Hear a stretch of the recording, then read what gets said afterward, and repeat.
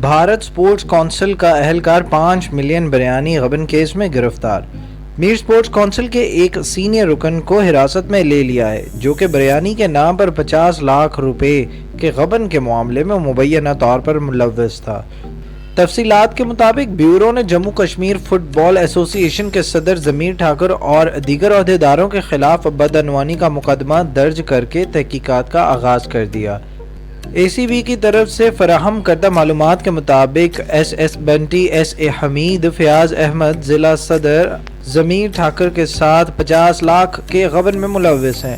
اے C B عہدیدار نے مزید کہا کہ یہ افراد جموں کشمیر سپورٹس کونسل سے فٹ بال سے متعلق سرگرمیوں کے لیے فنڈز کے غبن میں ملوث تھے، جہاں انہوں نے جعلی بل تیار کیے۔ اہلکار نے دعویٰ کیا کہ انہیں جو بل دریافت ہوئے وہ ہوٹل سے بریانی خریدنے، دستاویزات کی فوٹو سٹیٹ اور ہارڈ ویئر کی خریداری کے لیے تھے، لیکن ان رقوم کا منظم طریقے سے غبن کیا گیا تھا۔ غور طلب یہ بات ہے کہ بھارتی حکومت مقبوضہ کشمیر میں کھیل کو فروغ دینے کے لیے فٹ بال ایسوسی ایشن کو خاطر خواہ فنڈز مختص کر رہی ہے، لیکن فٹ بال کی سرگرمیاں صرف سری نگر تک محدود ہیں۔ پلیز ہمارے چینل کو لائک اور سبسکرائب کیجیے گا اور بیل آئیکن پر کلک کریں تاکہ مزید معلومات کا سلسلہ آپ تک جاری رہے۔